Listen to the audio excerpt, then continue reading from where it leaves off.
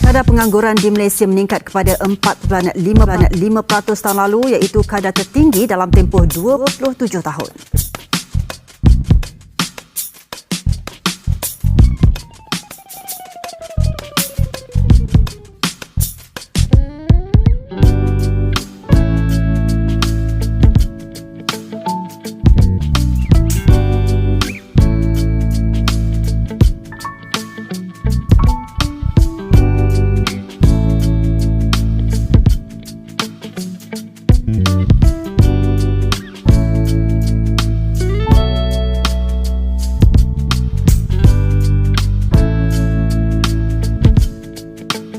Assalamualaikum warahmatullahi wabarakatuh. Saya Nur Zubaya Syahira binti Zamri, nombor matrik 282482, bersama ahli kumpulan saya yang lain, Maznah binti Jamil, Azian binti Alang Adnan, Muhammad Amir Zarif bin Muhammad Ibrahim dan juga Muhammad Hafiz bin Muhammad Rozi, membentangkan topik pengangguran.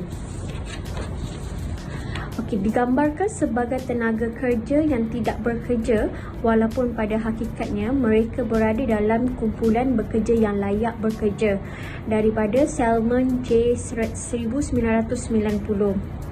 Pengangguran juga berkait umur dari umur 15 hingga 64 tahun, sama ada bekerja atau menganggur disebut sebagai tenaga kerja.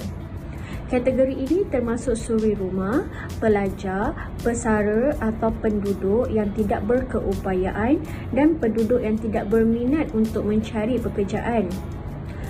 Berdasarkan Jabatan Perangkaan Malaysia, terdapat 7.24 juta penduduk yang berumur 15 hingga ke 64 tahun berada di luar negara, di luar tenaga buruh, iaitu suri rumah, pelajar, pesara dan mereka yang tidak berminat untuk bekerja. Okey, Assalamualaikum warahmatullahi wabarakatuh. Saya Maznah, nombor matrik 282234. Okey, saya akan terangkan berkaitan dengan pengangguran. Ada 6 jenis. Okey, yang pertama pengangguran geseran. Okey, pengangguran geseran atau normal berlaku apabila pekerja dan mencari pekerjaan tetapi tidak menjumpainya serta-merta, dan ketika itu mereka dikira sebagai penganggur. Menurut Johmor 2003, pengangguran berlaku apabila dalam suatu ekonomi terdapat pengangguran sebanyak 2 atau 3% dari jumlah tenaga buruh, maka ekonomi itu sudah dipandang sebagai mencapai guna tenaga penuh. Okey, pengangguran yang kedua adalah pengangguran kitaran. Pengangguran kitaran ini berlaku apabila terdapatnya kemelesetan teruk dalam permintaan agregat. Pengurangan permintaan agregat ini akan mengurangkan pengeluaran dan seterusnya mengurangkan penggunaan tenaga buruh oleh pengeluar. Kemerosotan permintaan agregat yang disebabkan oleh kemelesetan ekonomi dan berlakunya inflasi akan menyebabkan kuasa beli isi rumah merosot. Lebih banyak pekerja baru digunakan dan pengangguran berkurang. Okey, seterusnya pengangguran teknologi. Pengangguran teknologi menurut Johmor dan Ishak 2003, perkembangan teknologi yang telah berjaya mencipta alatan yang lebih baik untuk meningkatkan pengeluaran dengan kos pengeluaran yang semakin berkurangan.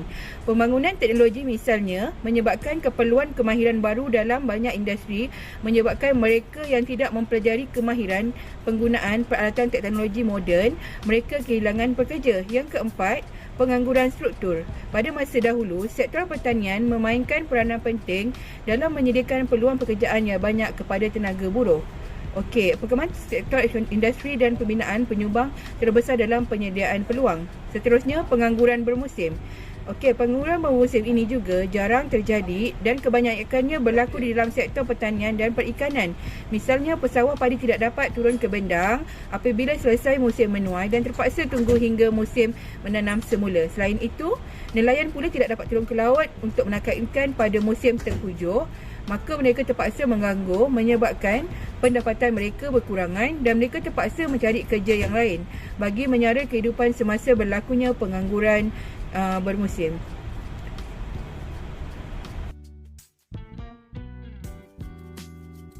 Assalamualaikum, saya Azian binti Alang Adnan, nombor ID 282650. Saya akan menerangkan berkenaan dengan faktor-faktor pengangguran. Okey, yang pertamanya, sikap memilih pekerjaan. sikap memilih pekerjaan mengikut keselesaan adalah faktor pengangguran dalam kalangan masyarakat di Malaysia. Kebanyakan benda ni berpunca daripada mereka yang sudah biasa dengan keseronokan dan kemewahan yang dinikmati oleh keluarganya. Sebagai contoh, masyarakat sekarang ni suka memilih pekerjaan yang ada penghawa dingin dan kelengkapan yang lengkap. Mereka tidak mahu bekerja dengan suasana yang kotor seperti pekerjaan pembuangan sampah atau pembersihan. Kesannya, kerajaan akan ambil pekerja asing untuk membuat pembersihan di Malaysia dan mengakibatkan pembelanjaan negara meningkat. Okey, yang keduanya, tiada pengalaman dan kemahiran khusus. Dalam kalangan masyarakat, tidak dapat dinafikan terdapat daripada mereka tidak menepati standard yang diperlukan oleh sesebuah syarikat. Hal ini berlaku apabila sesetengah pekerja hanya mempunyai kelayakan akademik sahaja. Para pekerja tidak dapat memilih pekerjaan yang setaraf dengan kelayakan masing-masing kerana tidak mempunyai kemahiran khusus dan kurang penguasaan bahasa yang pelbagai. Okey, yang ketiganya, masalah gaji yang diminta. Permintaan gaji yang lebih tinggi merupakan salah satu punca berlakunya pengangguran di Malaysia. Ini kerana setengah daripada mereka tidak mempunyai pengalaman bekerja yang lama dan tidak mempunyai kelayakan yang diperlukan. Sebahagian daripada mereka juga meminta gaji yang lebih tinggi kerana mereka perlu membantu pembelanjaan keluarga yang datang dari kelompok. Assalamualaikum dan salam sejahtera. Saya Muhammad Amir Zarif bin Muhammad Ibrahim, nombor matrik 282285. Okey, saya akan meneruskan pembentangan dan untuk bahagian 3 adalah faktor-faktor pengangguran. Salah satu faktor pengangguran adalah sikap memilih pekerjaan. Sikap memilih pekerjaan mengikut keselesaan adalah faktor pengangguran dalam bidang masyarakat di Malaysia. Hal ini berpunca daripada masyarakat yang sudah biasa dengan keseronokan dan kemewahan yang dinikmati dalam keluarganya. Sebagai contoh, masyarakat yang suka bekerja dan memilih tempat kerja yang mempunyai penghawa dingin dan kelengkapan yang baik. Mereka tidak mahu memilih pekerjaan dengan suasana yang kotor seperti pembuangan sampah dan tukang bersih. Kesannya kerajaan akan menggajikan buruh asing untuk membersih persekitaran Malaysia dan mengakibatkan perbelanjaan negara meningkat. Akibatnya kadar pengangguran di Malaysia juga meningkat. Ini terjadi terutama kepada graduan universiti yang telah tamat belajar dan gemar memilih-milih pekerja mengikut apa yang mereka minati. Yang kedua adalah tiada pengalaman dan kemahiran khusus dalam kalangan masyarakat. Tidak dapat dinafikan terdapat daripada mereka tidak menepati piawaian dan standard yang diperlukan oleh syarikat, terutamanya mempunyai jawatan serta memerlukan pekerja yang mempunyai kriteria yang boleh memajukan syarikat. Menurut falsafah John Dewey, menerusi pendidikan adalah proses hidup dan bukan penyediaan untuk kehidupan masa depan yang telah diaplikasikan. Hal ini berlaku apabila sesetengah pekerja hanya mempunyai kelayakan akademik sahaja tetapi tidak mempunyai kemahiran yang terhad. Para pekerja yang tidak dapat memilih pekerja yang setaraf dengan kelayakan masing-masing kerana tidak mempunyai kemahiran khusus dan kurang penguasaan bahasa yang pelbagai turut menyukarkan mereka untuk diterima kerja. Oleh itu, kemahiran yang sedang sedia ada memberi insentif kepada pekerja untuk mendapatkan peluang pekerjaan dengan kadar segera. Okey, untuk faktor yang ketiga adalah masalah gaji yang diminta. Permintaan gaji yang lebih tinggi merupakan salah satu punca berlakunya pengangguran. Hal ini menyebabkan para majikan merungut apabila calon pekerjanya meminta gaji yang lebih tinggi daripada yang ditawarkan. Ini kerana sesetengah daripada mereka tidak mempunyai pengalaman kerja yang lama serta tidak mempunyai kelayakan yang diperlukan. Sebahagian daripada mereka juga meminta gaji yang tinggi kerana mereka perlu membantu perbelanjaan keluarga yang datang dari kelompok yang berpendapatan rendah. Terdapat juga individu yang berpendapat bahawa golongan yang sering kali meminta gaji yang tinggi ini adalah dari kalangan yang belia tapi malas bekerja. Kenyataan ini adalah tidak benar kerana tidak salah apabila golongan ini mahukan gaji yang setimpal dengan kelayakan pendidikan yang mereka miliki. Itu saja. Seterusnya saya akan memberi kawan daripada grup saya untuk meneruskan pembentangan. Thank you. Assalamualaikum warahmatullahi wabarakatuh. Nama saya Muhammad Hafiz bin Muhammad Rozi.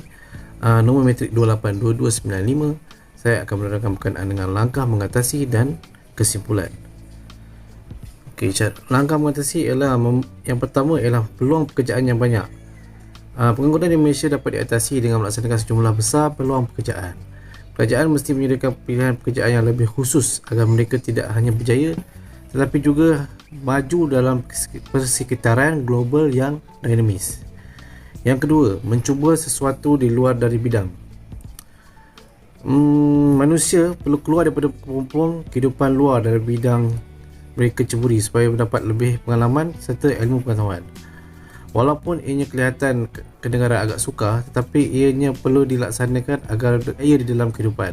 Sebagai contohnya, Ali belajar dalam bidang accountant, kemudian mendapat peluang untuk meneruskan melanjutkan pelajaran ke bahagian pendidikan dan sekarang dia menjadi seorang pendidik.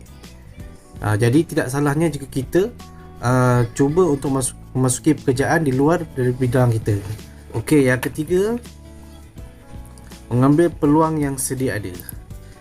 Individu yang masih mengalami masalah pengangguran haruslah sentiasa berfikiran terbuka dan mengambil peluang yang sedia ada. Contohnya, mereka ni boleh mencubakan diri mereka dalam bidang perniagaan online seperti Mudah, Lazada, Shopee dan lain-lain. Baik, seterusnya kesimpulan. Kesimpulannya, pengangguran disebabkan oleh sikap memilih pekerjaan, tiada pengalaman dan kemahiran khusus serta masalah gaji yang diminta di kalangan pekerja. Faktor ini membawa kesan kepada individu iaitu masyarakat tidak dapat memaksimalkan tahap kemakmuran yang dicapainya. Terdapat langkah-langkah untuk mengatasi pengangguran ini iaitu pihak kerajaan perlu menyediakan lebih banyak peluang pekerjaan. Dan yang kedua, penganggur haruslah mencuba sesuatu daripada luar bidang dan mengambil peluang yang sedia ada. Sekian, terima kasih. Billahi taufiq wal hidayah. Wassalamualaikum warahmatullahi wabarakatuh.